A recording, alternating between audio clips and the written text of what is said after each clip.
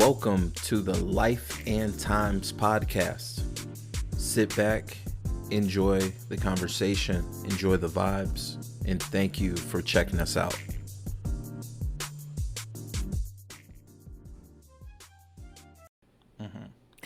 You know what? Annoys me? Yeah, I know a few things, but what's annoying you now? Okay. When someone meets you for the first time and they're like, oh, it feels like I've known her forever since I see her always on social media. Yeah. It seems like backhanded to me. Is it? Is that just me being sensitive? I don't know. I don't know. I never really got that impression. I always thought it was that you just love sharing pictures of me and kind of brag about me because you've said so yourself, like you're proud and Of course. you love hanging out with me and I love hanging out with you. Yeah. I think it's just I don't know. I don't know. I think it's your extroverted nature just showing through on social media. Like if we went out a lot more, I think it would just be the same thing. Like you would just kind of say like, this is my wife. This is my wife. Like that's what you did Right. for your reunion. Right. So I don't. No, I just heard that reunion, someone said that, and I just, like, in the back of my mind, I don't know if that's just me being weird, but in the back of my mind, I took that like as a backhanded type compliment per se. Oh, I never really felt it that way because like your family says that too. I know, and I'd say the same thing Oh, about really? family. Oh. I don't know. I don't know if that's just me being weird and, I mean, you I know, guess I could kind of understand where you're coming from because I guess, like, as a guy, you wouldn't normally be posting pictures that much of the woman you're with or, like, really with any person. It would just be, like, you are or your you friends. saying I'm a beta male? No, I'm just saying, like, as far as standards, and no, of course, I would never call you a beta male. You know, I don't think you're a beta. Beta. But, Beta. yeah. No, I don't think so. I think it's just, and like, you know how I feel about like masculinity and all that other stuff. Like, Yeah. I think if anything, you're just proud of where you are and you like to show off what you're proud of. And I just so happen to be a part of that. Like, if you had some other things that you were proud of, like, your podcast, for example, you post pictures all the time of that stuff. Like, you have content and all that other stuff. Right. So I think it's, And other things yeah, and down other the things line. down the line. So, yeah, I think I can see how some people would probably try and have like a slick comment to say, but also my opinion is like if someone said that to me, I'd be like, whatever, I don't care. I'm happy. I love the person I'm with. So, and if you want to say something slick, by all means do so. I'm too much of in a good space to put so much value on what you have to say. But I can Fair. understand where you're coming from as far as like some people because it's just like, okay, I get it. Yeah. It's Yeah, yeah. nothing new. It's all good. Yeah. I was just wondering. Listeners, welcome back to another riveting episode of the Life and Times podcast, which is short for the Life and Times of a Restaurant Lifer podcast. I'm Adrian.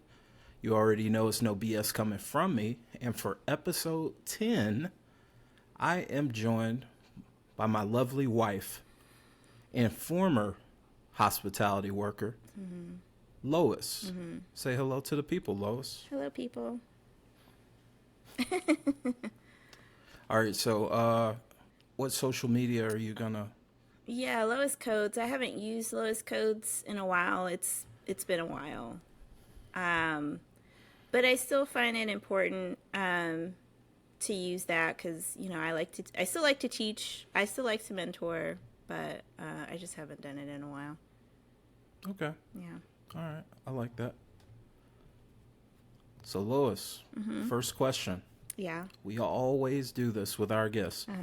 But I know the answer because we're drinking the same thing. Oh, yeah. So, what we are drinking today, everyone knows I'm sake poppy, so Yeah. we're going to have some sake. And the sake that we're having is Kikusui, which is a Junmai Jinjo. Delicious, refreshing. You get some fruity notes to it. But that's what we're drinking, folks. Lois, what do you think about it so far? Does it smell good? Oh, I didn't smell it. I just drank it. You're still Yeah. learning. Yeah. It smells very floral. Smells very sweet. Yeah. And it tastes pretty good. I like it. I just enjoy Nice. the taste of sake, so I'll just drink it, not like be one of those connoisseurs of sake and Right. like smell it, swoosh it, drink it, swish it in my mouth. I just drink it. All right, next, we always have some positivity, and it's my opportunity as the host to give you flowers. So, Lois, you're one of the, what can I say? What can I say that I haven't said, like in vows or birthday cards or any of that stuff? Okay, I got something for you. You're one of the most positive, intelligent, beautiful people I've ever met. I know I've said that in a birthday card before, but I'm going to go with it. You inspire me every day, for sure, with how you attack the day. Is something that's very unique when you have someone that's in your corner, but really in your corner, like pushing you, not just in your corner telling you everything's going to be okay, Right. but someone that's going to push you, like a training partner, like a sparring partner, somebody that really pushes you. The iron sharpens iron saying goes into play. And I'm honored to be your husband. You are the tiniest giant that I've ever met. Because if you know Lois, she has a little fire to her. Yeah. So don't let her being quiet or smaller confuse you, because she will have some words for you. So I look forward to a lifetime with you, baby. So Yeah. I'm gonna say cheers to you. Oh, cheers to you. Do I give you flowers or? You don't have to. You're giving me flowers by being the 10th guest of the podcast. Okay. So cheers to you. Cheers to the listeners for sure. Yeah. Lois, now it's time to set the table. I ask a few questions for the listeners to be able to get a better idea of who you are, what makes you tick. My first question for you is, what was your first perception of hospitality workers growing up? I don't have like a lot of really strong memories.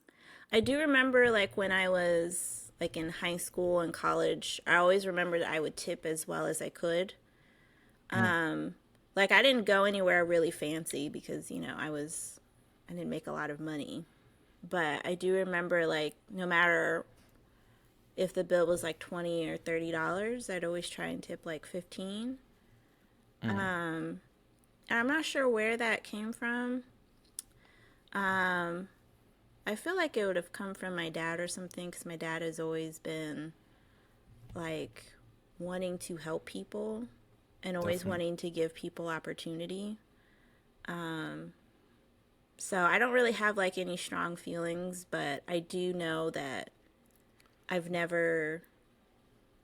try not to look down on people.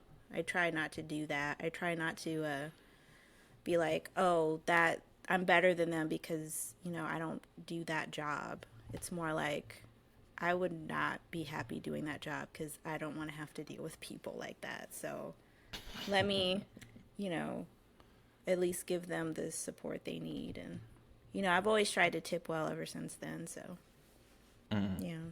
What was your first job in hospitality? Does working at like McDonald's count? Because I worked at McDonald's for a little while. And then I worked as a hostess for this pizza place. And I pointed that out to you when we were visiting my family. Right. It's like some microbrewery now.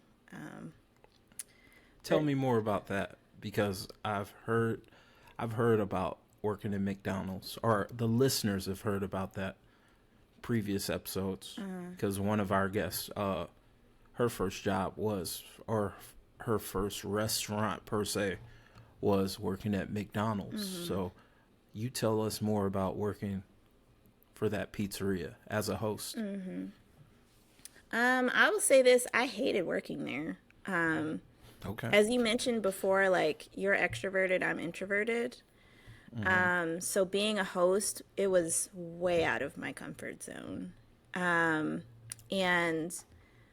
I don't know if we talked about this before, but the street that my parents lived on, like one side is one district, one like county, I guess. And then the other side's a completely different county. Like, actually, No, I didn't know that. Montgomery is actually technically a city. Right. But people still call it Cincinnati, but it's its own city. Then Indian Hills, I don't really know a lot about Indian Hills as far as like if it's a city or just like a neighborhood or what. But Indian Hills tends to be very rich.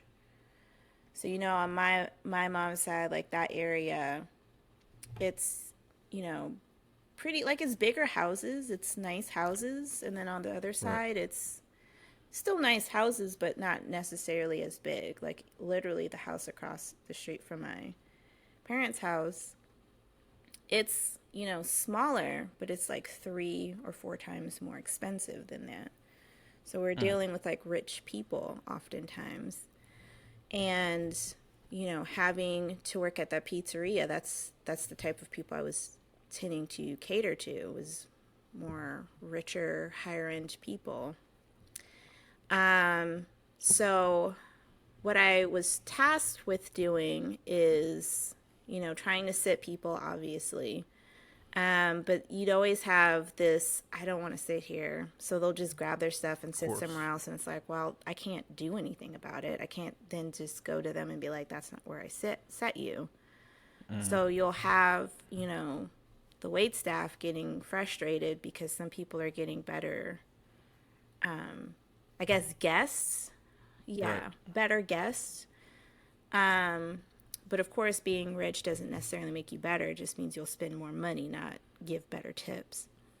That's true. Some of the most affluent people give the worst tips. Yeah. That's how you stay rich. Yeah, exactly.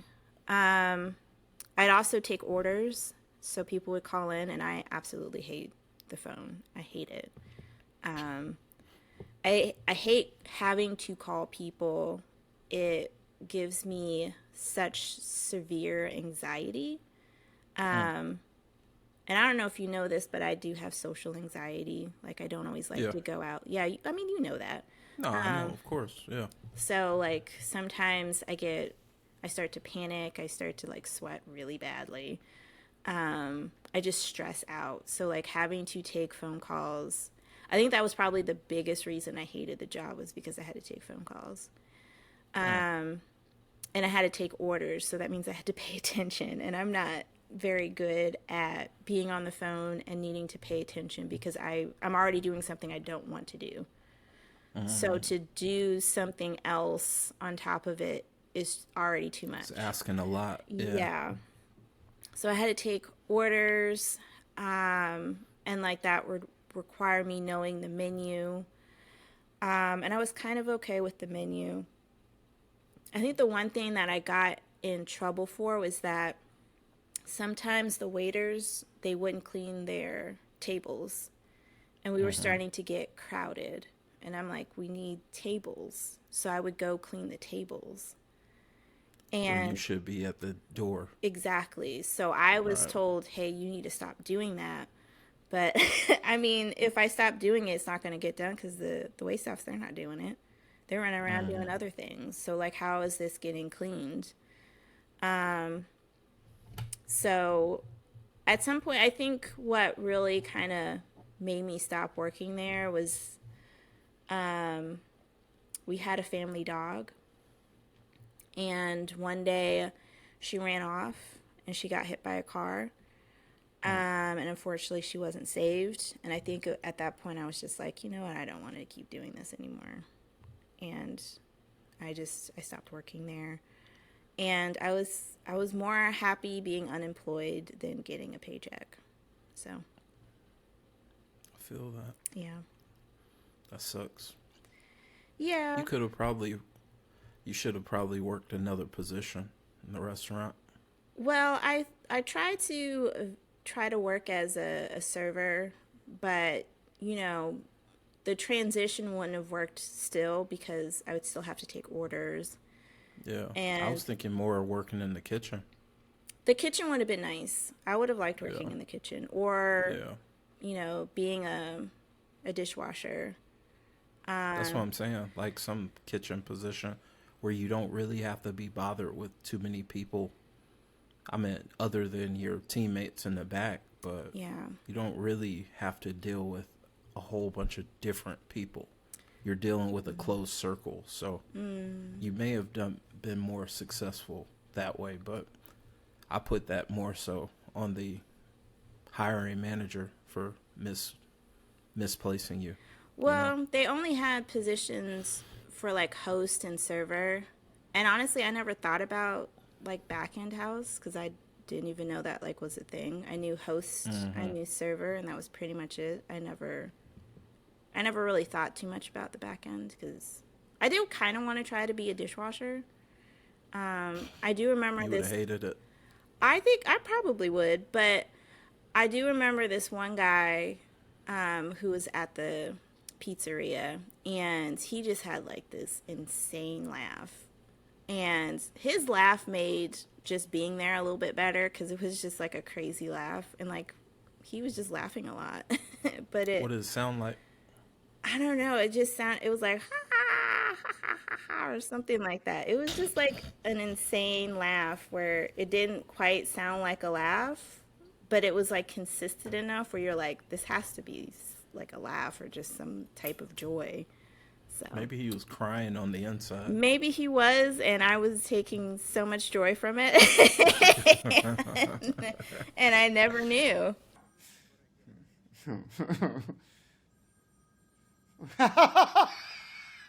So, All right, so last question for you.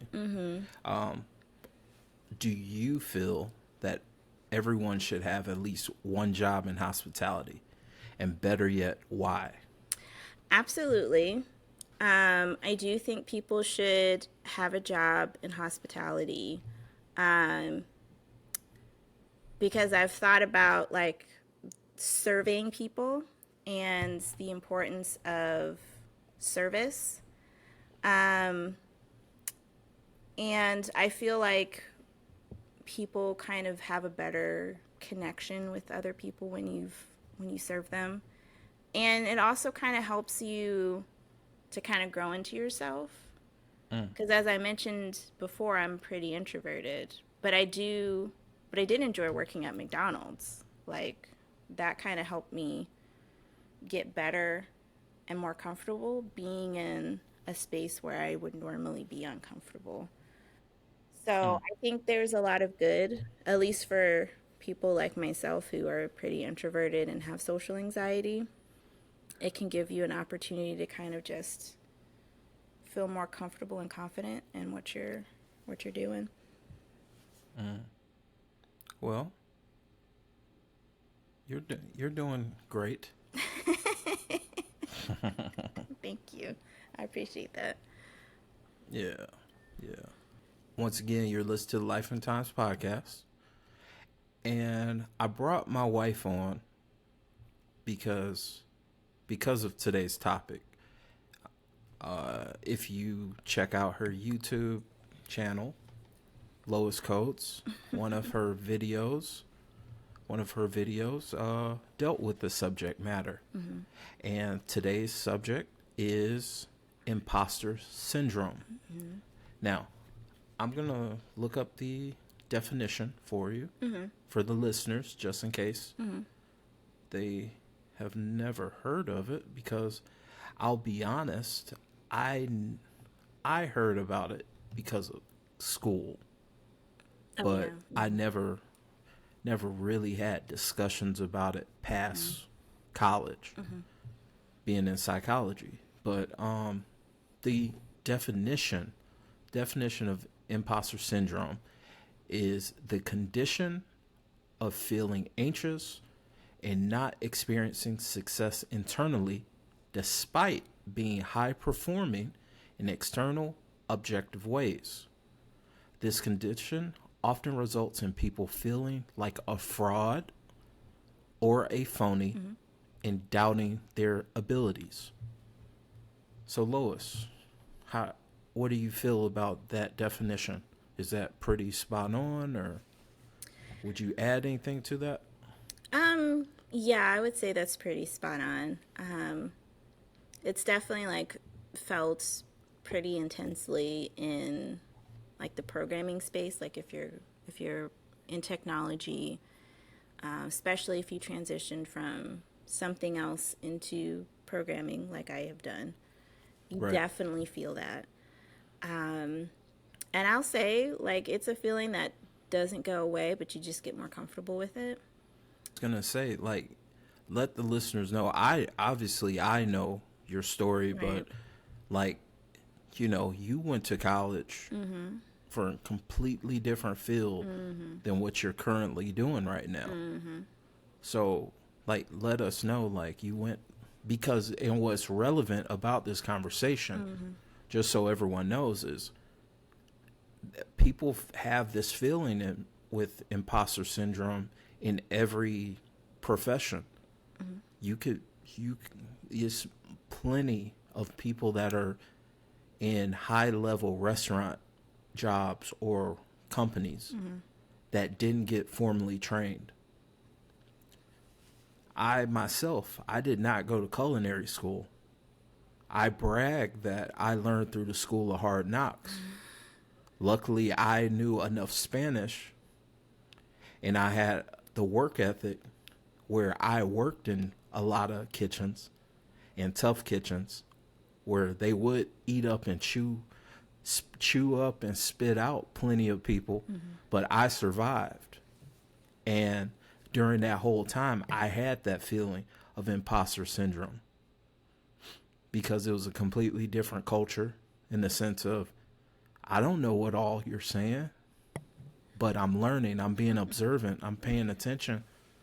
And then when it came to, like, you're working at a higher level kitchen where you're surrounded with people who went to Le Cordon Bleu and all these art schools, and you have that feeling of, am I good enough? Or what you would normally feel like, hey, I'm killing it, I'm doing my job, where you just have that in the back of your mind, like, am I doing enough? So that's why I can say that I wanted you to talk about imposter syndrome, because that's how it personally affected me in my journey through the hospitality field. But I want to tell the listeners about you and your story. So I went to school for art. I went to school for video and animation. I ultimately wanted to get into visual effects. I did land in visual production, so products, I'd visualize those. I worked at a recreational company, so like playgrounds, benches, shades, all of that other stuff. So I was doing what I went to school for, Mm-hmm. in a sense, where I was doing 3D, I was doing lighting, I was modeling, I was doing visual effects because I would take playgrounds or benches and I would or they would give us a picture and we would put it in the space so that they could fully visualize it. So I did things like that. I did videos too. So I was doing what I wanted to do, but I was miserable doing it.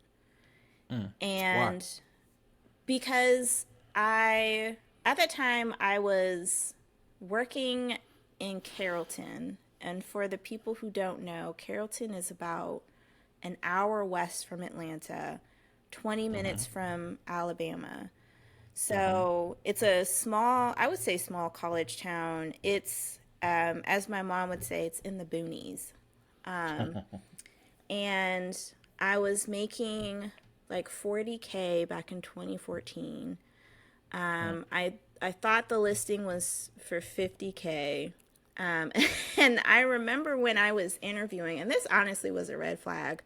When I was interviewing, um, the recruiter told me ask for 50.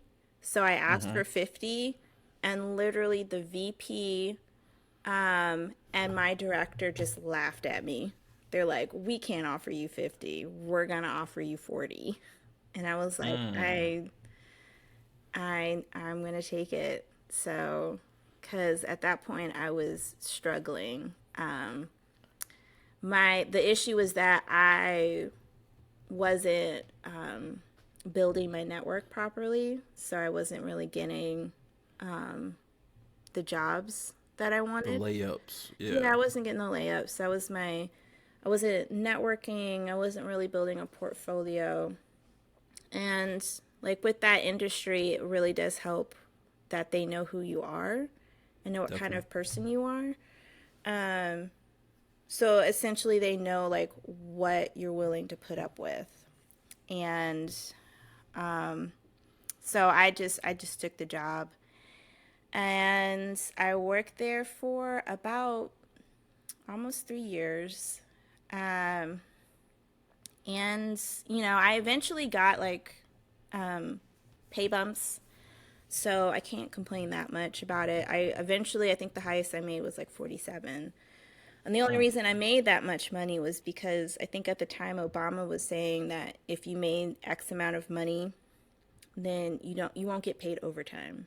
So as a salaried employee, if you make less than X, then you will get paid overtime. So they Oh, so so they they more literally, so were forced to do it. yeah, they were forced to do it. So Mm. and I remember having conversations with my new director because the director that hired me, they eventually moved him out of his role and then eventually let him go. Right. And they let him go because they felt like he was making too much money. And they did tell us that. They're like, we had to let him go. I mean, they didn't tell us that like once when they did it, but they did eventually tell us like we let him Eventually say go it. because he was just too expensive to keep around.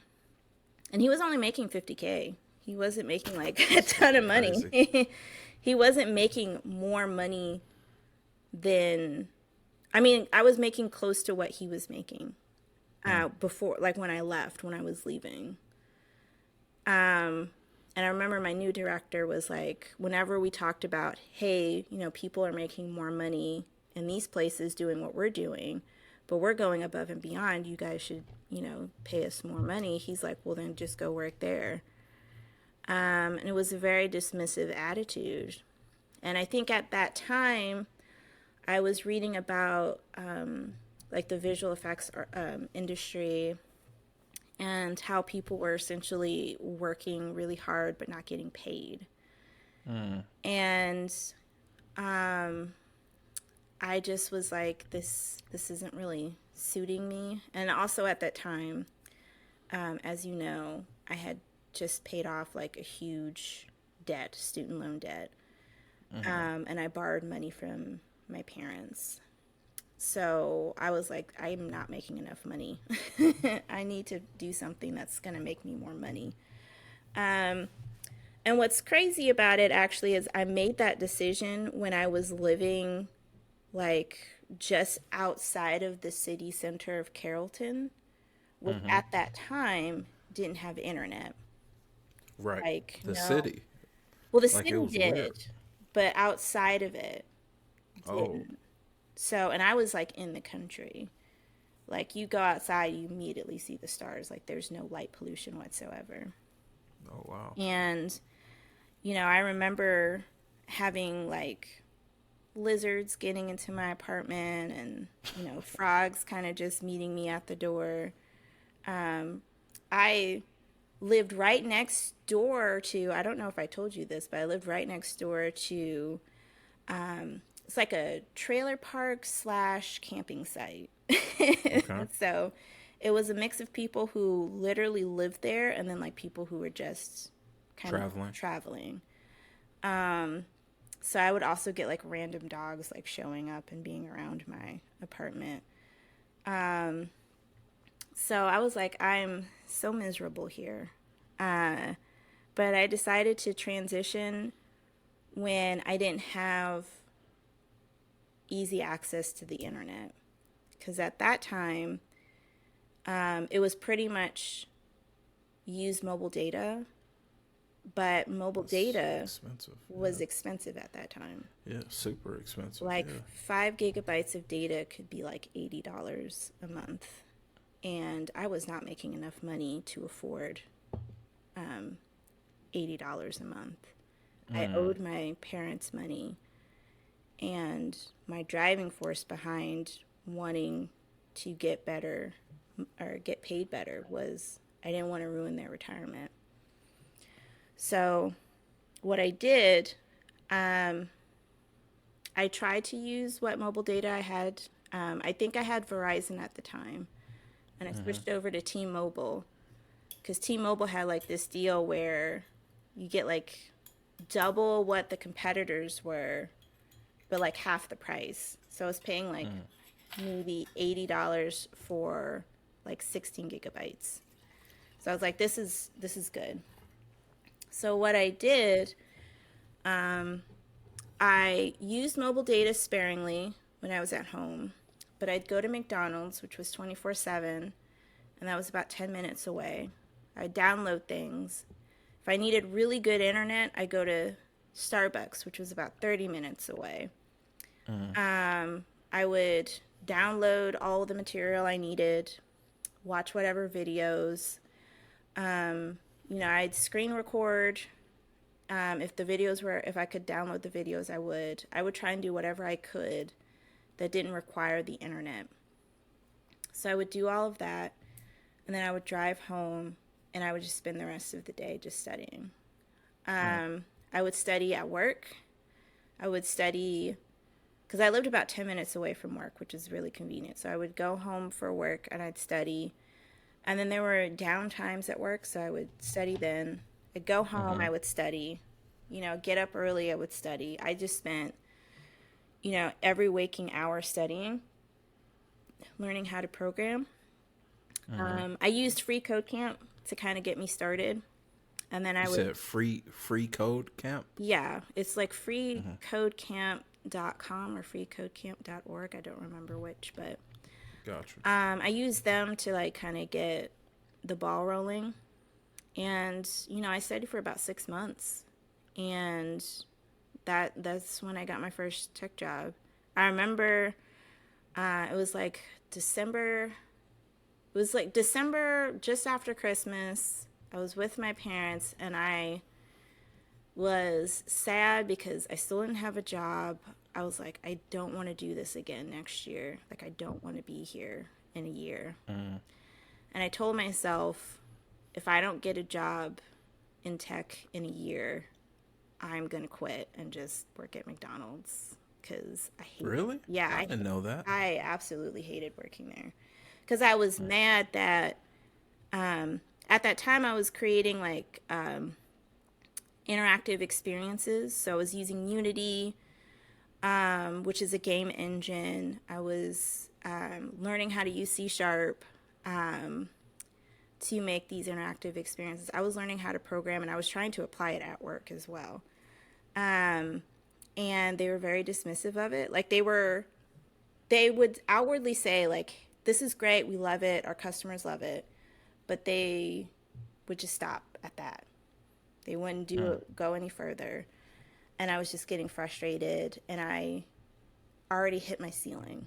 I'm not going to make more money than this, and I'm not going to get a job past this. Like, I'm not going to get a You better pretty much title. hit the ceiling. Yes. And Yeah, I was you like, hit the I ceiling. don't. And I applied to like 3D virtual, or not virtual, like, product visualization jobs too. The pay wasn't better. It was like 50K. So it was like 3K more than what I was making. Right. But I remember with the interview, he was telling me, like, oh, we made this, visualization. Why don't you do this visualization for us, and we'll see what you got? Well, effectively, So basically, you do the work for... exactly. And if it Yeah. looks good, then why? Like, they might hire me, but at the end of the day, they get something free out of me. And I was like, you know what? I'm done. I don't need this. So, anyway, in December, I was like, if I don't get something, I'm gonna quit, and I'm gonna just work at McDonald's, and I'll just have multiple jobs, and I will do whatever I can to pay my parents back. Well, luckily for me, this recruiter called me, and she's like, I have a job that I think you'd be really good for. I didn't think I was good for it. I was like, no way, they're not going to hire me. But she's like, no, just let me submit your resume. And I remember my mom always told me, don't say no, let them say no. Let them say it. Yeah. So I took that in, and I was like, you know what? If they really don't want me, they can just, ignore it or just say no or whatever. So I let her submit my resume. And then I remember I was scheduled for an interview the next day. Or not, it wasn't the next day, but it was like a few days. It was just before New Year's. Or Okay. it was, no, it was the day after New Year's. Okay. So I guess New Year's Day, so like the 2nd. And it was just a great interview. It was absolutely wonderful. I was like, oh yeah, I nailed that. And I remember they wanted to interview me that coming week. And I was like, I don't think I can take off that soon. So, it was the week after that they decided to interview me. Interview went great. And I got a job within a month of making that declaration to myself. Nice. And I did that for a few years, and I've just been programming ever since. So, let's get to the imposter syndrome. So, you yourself, you just finished saying you're a self-taught programmer. You basically had to go to a public place of business like a McDonald's to use their Wi-Fi to actually go through tutorials and all that stuff. And I think it's pretty safe to assume your peers, like at your other, once you got to that job, your peers are either they went to school formally for this, or in the case of something that I did learn recently or in the past couple years with you, they spent a whole lot of money for these coding camps. And you basically bucked the system. You did it guerrilla style. You taught yourself. You went through some free camps, took whatever information from there, and you applied it to getting a position that was well paying compared to where you were. So did imposter syndrome, I know the answer to this, did imposter syndrome rear its ugly head at any point of your first programming job? Yes and no. I think the first couple of months was great because I was fortunate enough to work in an engineering department that was very accepting of me. Okay. And really excited about me. Just because, I don't know, I think it's just because they were hiring. Because I think they kind of got a little stale. So as far as like hiring, so I think they were just like now starting to hire more people. So I think they were just excited. So it wasn't too bad at first. In fact, like I think I had a lot more opportunities that boosted my ego than kind of squashed it. But it did eventually, absolutely. And it still does. Like, I'm never going to be free of imposter syndrome. And I'm okay with that.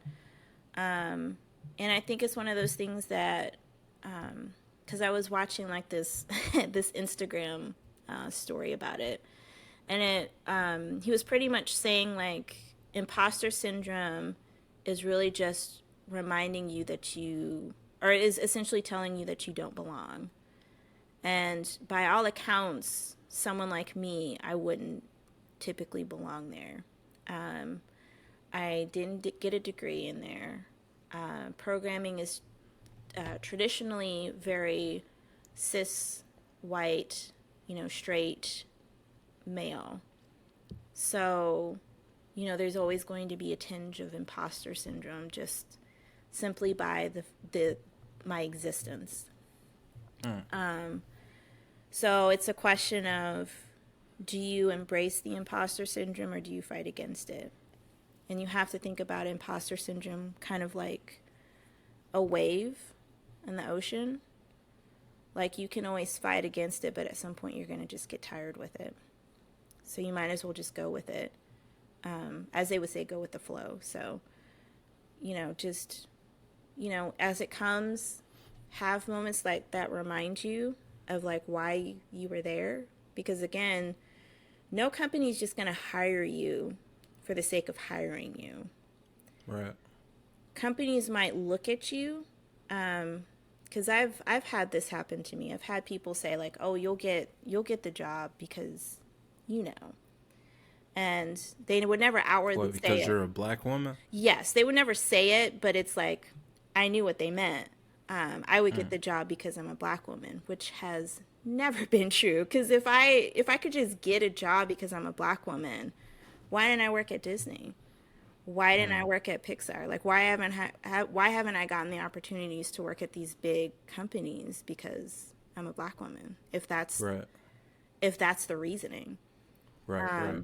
Or even as a programmer, why am I not working at Google? Why am I not working at these other companies? If it's simply because of my race and my gender.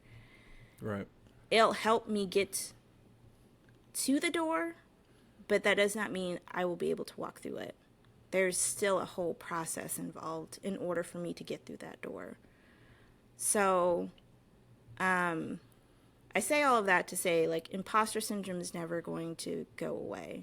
You just kind of have to deal with it and,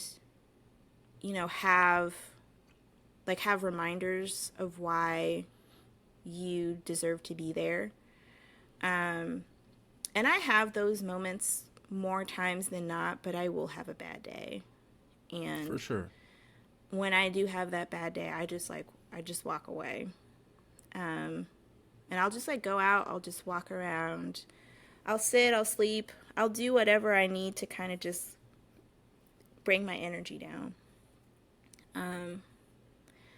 But, it's gotten a lot better. And it's not as like intense. But yeah, it's just a feeling that will never go away. So what's ultimately your advice for someone who has that feeling? Because I know from firsthand experience that feeling sucks. Oh yeah. Yeah. And as you know, like once when I started feeling more comfortable programming, I eventually started mentoring and teaching. Because that's something my dad always like was really passionate about, was mentoring and teaching. Even though he hated teaching, I actually do hate teaching. Really? Yeah, he It didn't. seemed like he would be a good He seemed like he would be a good teacher. I remember him teaching. I don't remember what the college or the university was, but he was teaching, and he just didn't really like it. And I don't necessarily think it was like the act of teaching. I think it was just the people he was teaching. Oh, man. Yeah. And I've had that experience too. I've taught adults. I've taught high schoolers because when I was doing 3D, when I was working on my master's, I was teaching 3D to high school students, which was very hard. It was made worse because like these were Chicago high school students. So it was a lot of inner city high schools. And these were like the best of the best, but a lot of them were immature. Some of them, didn't. They were spoiled. They didn't really care. No. It wasn't like that because it was a lot of black and brown kids. So like some of them didn't actually have like a house to live in. They were like almost like couch surfing.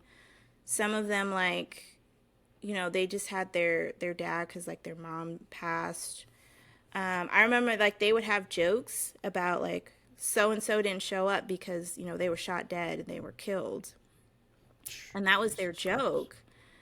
But the sad thing was, I can't say that's not true because it could have been, and I can't say like, oh, I didn't hear about that in the news because they're not going to report that.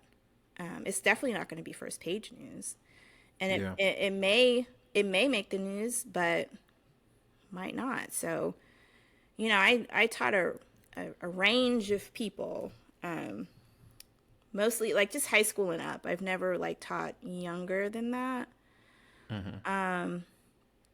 But, I'll tell my students all the time, like this feeling, it sucks. You're going to have it. You're technically you're not taking like the normal route. Even those who are in boot camps aren't taking the normal route. Right. And some could even... It's kind of like a shortcut. It's like a shortcut. It is. Because within that industry, yeah. Yeah, you're taking like 6 months to learn something that takes some people like 4 years. Now, to be fair, though, computer science is not the same as programming. Computer science is all theoretical, essentially. Because you're learning how the hardware and how the software works.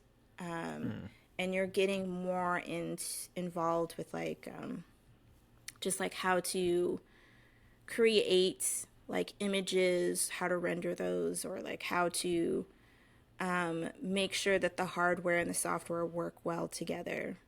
That doesn't necessarily mean that you're programming. So even people who take computer science as a degree, some would argue that even they are, outliers when it comes to programming, which isn't true, but I mean, people will make that argument. I had some people like, or I've read somewhere, people saying like, oh, well, computer science, like, I'm, transitioned. And I mean, even people who have like computer science degrees, like, bachelor's, master's, even them, even they struggle with imposter syndrome. It's not unique to someone like myself. It's not unique to people who transitioned or who took boot camps. It's very real for people who have that computer science degree, who would be considered, a typical programmer, who could be looked at and be like, you're a programmer. They also still face imposter syndrome. It's not a unique thing. I think the people who probably don't struggle that much are probably the ones who have the most confidence, but like that confidence is borderline arrogant and pretty annoying, I think. Are you saying that I'm annoying? No, I wouldn't say that. Honestly, I don't think that you're. I think there's moments where you are humbled, and you take that experience, you learn from it, and you try and be better. So I would never call you arrogant. Yeah, I would call you confident. because confidence can sound arrogant, but the thing with confidence is experience. Arrogance, you can still have that confidence but not have the experience. And It's fair. it kind of shines through. And I've I've definitely worked with some people who definitely had the confidence but not the experience, and you can see it with their work. So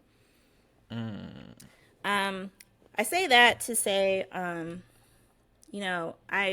always try and tell my students, your first job is probably going to be stressful just because you're going to have moments where you're going to make a mistake. And I remember an engineer telling me at my first job, you're not a real programmer until you break production, which is pretty much like the app, like the application that people will experience, like users will encounter. So that made me feel a little better. Like, okay, well, if people who are really smart, really capable, and, have all this experience, are comfortable, and just willing to just go for it, even if it brings down the whole site, then what do I have to worry about? So I do keep that in the back of my head. And I do tell my students that too, like, maybe you're a programmer until you break prod, but I don't necessarily encourage them to break it. But, I say that to say you just need to be comfortable with being uncomfortable. And you're going to have that a lot more, especially as you move up. And that's perfect advice. Yeah. Be comfortable being uncomfortable. Mm-hmm. And have faith in yourself and your abilities. Yeah. You should be there, and that opportunity, the opportunity of employment wherever you are, make the best of it, because you're going to be uncomfortable. There are going to be points of adversity or obstacles and that sort of thing. So just have confidence in self, continue to work on yourself, and that would probably be my advice for anyone dealing with imposter syndrome. Like, don't just rest on your laurels. If you got to a position, don't just be okay with that. Just continue to try to learn and apply as much as possible, so that if another opportunity presents itself, then it is what it is, Yeah. And I like the feeling of the imposter syndrome, because the more comfortable I get, the more confident I am with picking something else up. Because we've been looking at financial advisors, and I've been thinking a lot about like retirement, even though I'm not going to retire for maybe 20, 25 more years. But even then, it's like, well, what am I going to do after this? Am I going to be completely retired or semi-retired? And I know I'm going to be semi-retired, but I might not program. So what would I do? I remember I was talking to my mom about it, because for me, it was like video animation. And if that didn't work out, I would probably get into welding or forgery, because I really liked metal. I liked working with metal. So, I've been thinking like, man, maybe I could become a welder, because I miss it. I haven't done art at the same rate that I used to. But I've thought about doing other things that have nothing to do with art. But I think when you start to build that comfort with like the feeling of not belonging, but still feeling accepted, or still like kind of crushing it, then you can move on to something else and still continue to crush it, because you know what the feeling is, you know what to look for, and you can overcome it a lot quicker, a lot easier. So. Heard. Yeah. Okay. All right. So, listeners, if you are dealing with imposter syndrome, take our advice. know that know that you're not alone, and that the feeling may never go away. Mm-hmm. So you should embrace it, and you not just embrace it, but flip it and use it as a motivator. Yeah. And use it as an opportunity for you to continue to work on your craft, to work on your profession. Those of you in the hospitality industry, if you're running a kitchen for the first time and you start to have that imposter syndrome, use it as a motivator to continue to work on your craft. Mm-hmm. It's never too late for you to learn something new. If you're outside of the hospitality industry, same exact thing. Mm-hmm. You know, there's plenty of resources out there. Libraries do exist still, folks. Like, if you want to read on something, hell, go online, YouTube it. I guarantee you can learn something at least a quarter of the time being on YouTube. You can learn something. So it is what it is. I'm learning how to edit videos. I'm going to edit this podcast to the best of my ability, and that's because I care and I want to present the best thing to the people. So yeah, you've been doing a great job without, thank you, baby. You know, learning all of this stuff on your own. Yeah, it's not easy, and sometimes it won't get easier. But as long as you stay with it, realize what your motivation is, keep that, you know, at the forefront of your mind, you can definitely go pretty far. Nice. Yeah. Okay, so this is another thing we do weekly, Lois. Are you ready? Are you ready to answer the question left from last week's guest? Yeah, sure. Shout out to Seth.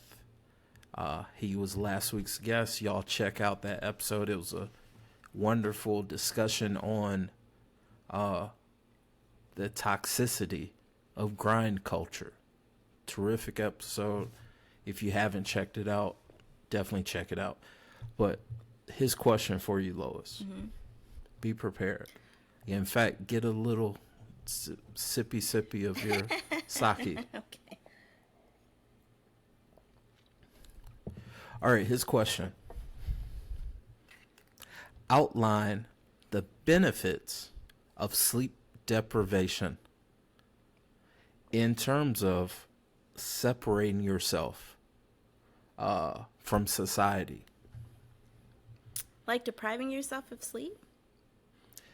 Like, what are the benefits of sleep deprivation?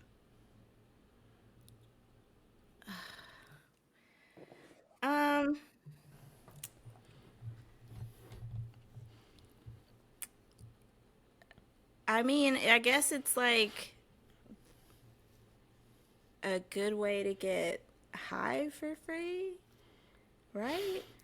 Okay. That's a point. Yeah. Because, like, I mean, I've pulled all-nighters. I've slept, you know, I've been in situations where I only slept maybe like an hour or two over the course of like 48 hours or something. Jesus. There is a loopiness to it all. There's, but I gotta talk about the benefits. I mean, yeah, you get loopy, you get delirious, you start to, I would say kind of hallucinate a little bit. So if you're looking for, like, I guess a safer way, well, it's not safe, but I guess it's a lot safer than potentially doing something that could kill you quicker. So if you're looking for something that won't kill you as quickly, deprive yourself of sleep. That's what you should do, kids. Okay. You can get a lot of stuff done if, you know, you're continuously working. But I mean, like, that's up to a certain point, because at some point you're gonna start getting loopy. Right. You're not going to be as functional. but that's the benefit as well because, you're trying to get high. But before all of that, you can get a lot of stuff done. You can kind of experience the world late at night when everyone's asleep, which is definitely a nice experience. That's so true. So, like, not on, like, a Saturday or anything. Like, when people are still out and, they're stumbling around drunk and everything. But, like, on an off week, I guess, for a lot of bars and clubs, you kind of get to experience the world silent. But sleep deprivation, that's the only 2 points I can think of. Or no, that's 3 points. Getting stuff done, getting high, and traveling the city late at night and not being disturbed. And like, you won't have to worry about people harassing you too late at night, because if you don't look like you have money, people won't talk to you. This is fair. So what is your question for next week's guest? So I was struggling to figure out a question, and I'm still struggling to figure out a question. Okay. I've been going back and forth, but I think I might just go with the hypothetical that you and I were talking about. Well, I guess it's not technically a hypothetical, but we were talking about Ocean Gate and that submersible and the search and rescue behind the submersible. Right. So my question, and then we were also talking about the refugee boat off the coast of Greece that was capsized. It's actually been 2 recently. Oh, okay, so to happen. One was in Spain, and the one that I pointed out to you was on the coast of Greece. Yeah. Correct. Where hundreds of people unfortunately passed. Yeah, about 300. Hundreds of immigrants, people that were like essentially forced to be on this boat to free whatever BS that was going on in their home country. So yeah, it's super nasty. But go ahead, Lois. Yeah. So my question would be, search and rescue is not a cheap endeavor. And the question can sometimes fall, who's going to pay for this? The hypothetical is taxpayers would pay for it. Right. My question would be, between the submersible going missing and the capsized boat, you as a taxpayer, which one would you feel more comfortable having your money go towards as far as the search and rescue? Okay. All right. I'm with that one. Oh. Yeah. It sucks. It's dreary. It's dark. It's definitely dark. It's the world. It's the world. And I think we had some pretty good conversation around, search and rescue and, the luxury of exploration or the horrible thing of just doing things out of necessity and the need to help your family and do whatever you can for your family. And those types of conversations were really nice to have. I always have really great conversations with you. I always enjoy our little hypotheticals. You enjoy them. I do enjoy them unless I'm really tired.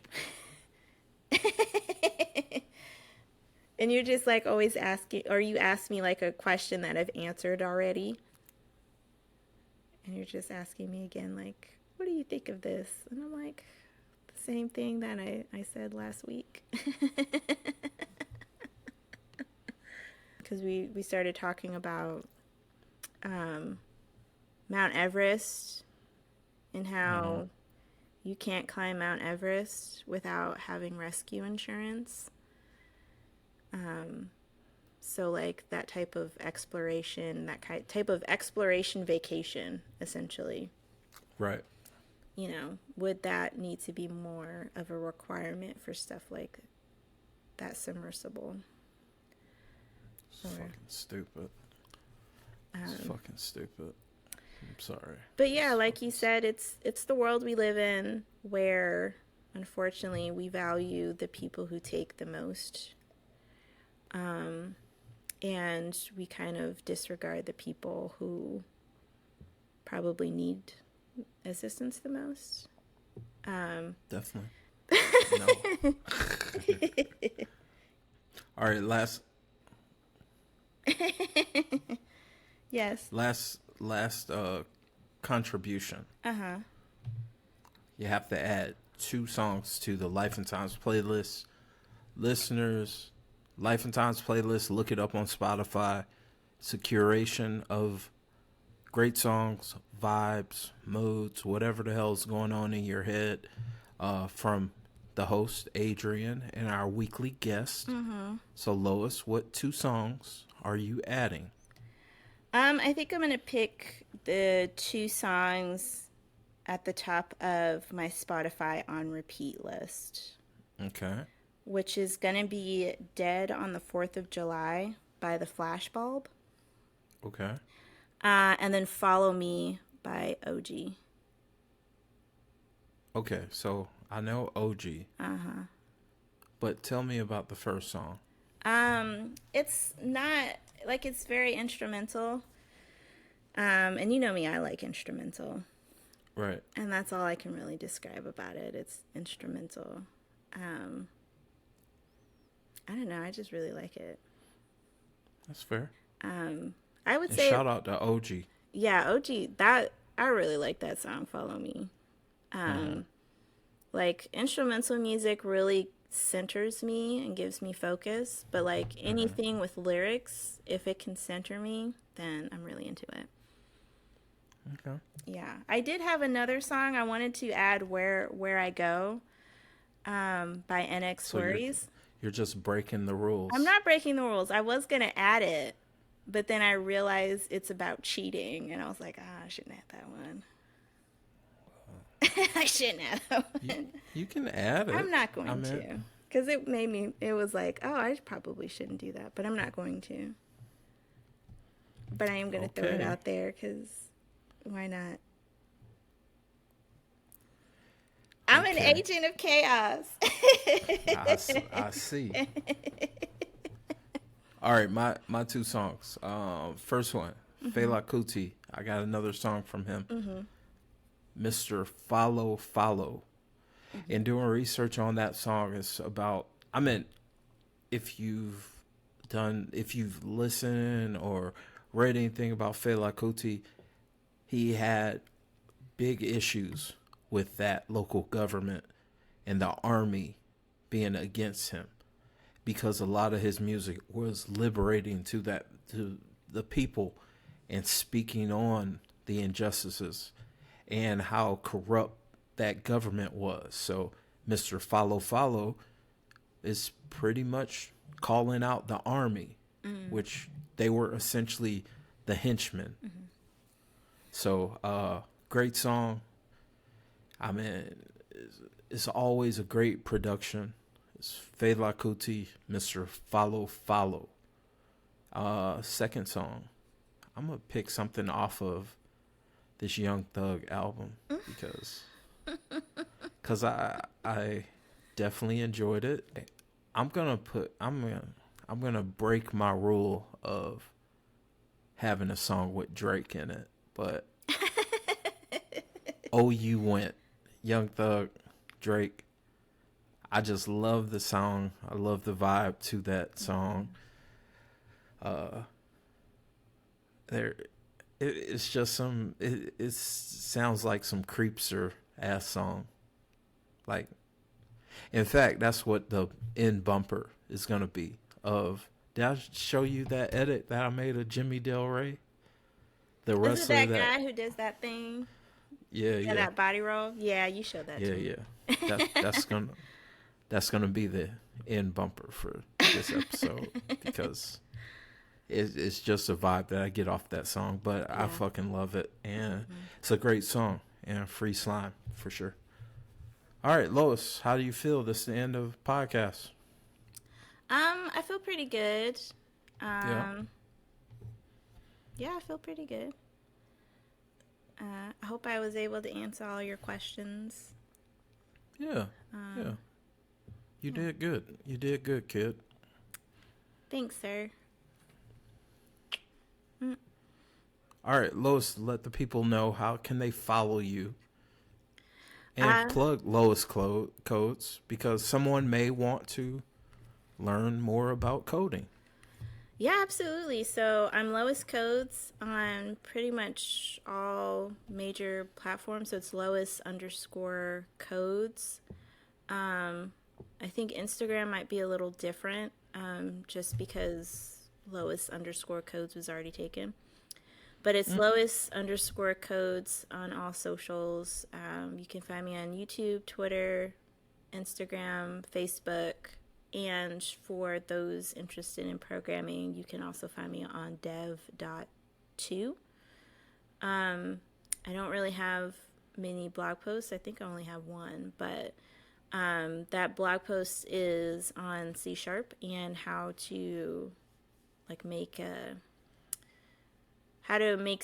C# application on a Mac.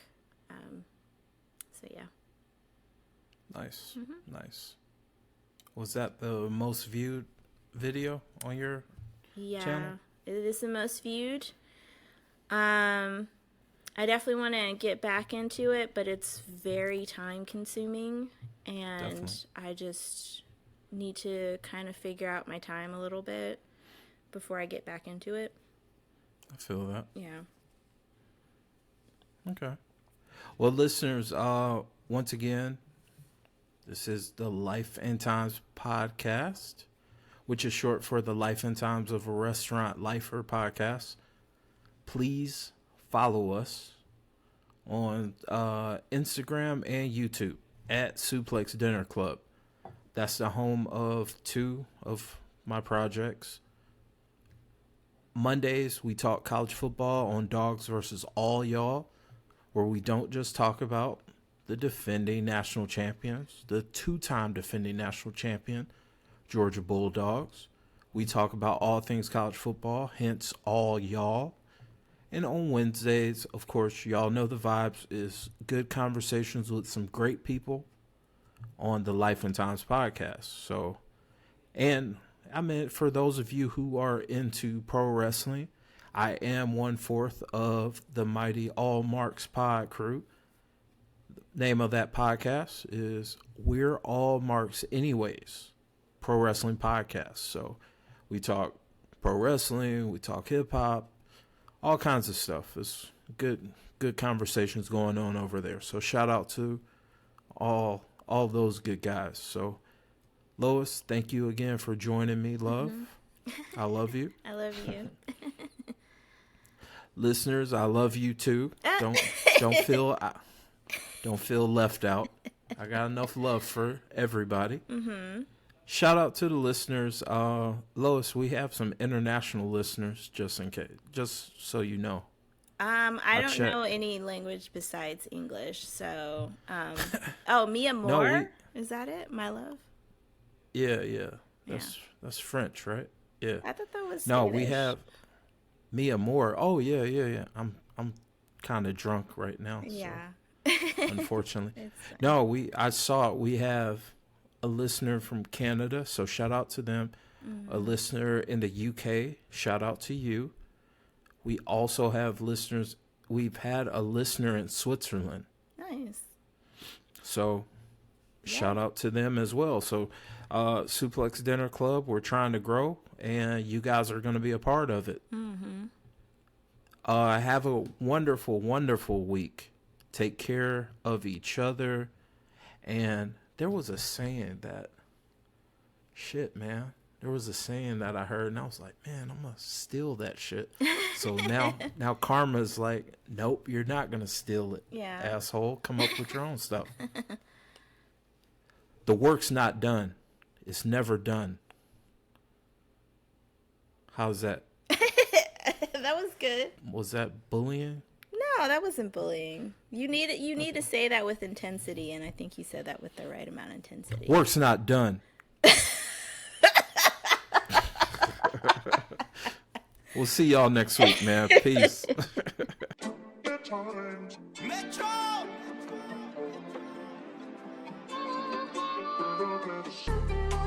Hey, you went flying Billy Spur. Hey, you went driving around the world. Hey, you went brown like a squirrel. Hey, you went Chanel pearls. Hey, you went Rolls Royce car. Hey, you went Rolls Royce truck.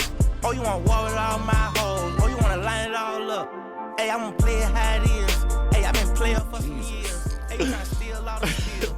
Hey, I'm in the field. I just don't. There is the red button. Listen, just don't touch me, man. That's all I'm asking.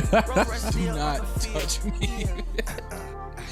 You are a sick man. What is wrong with you? The sickest. Oh, you a sick man. Because that's not the way that it sounds, Maul.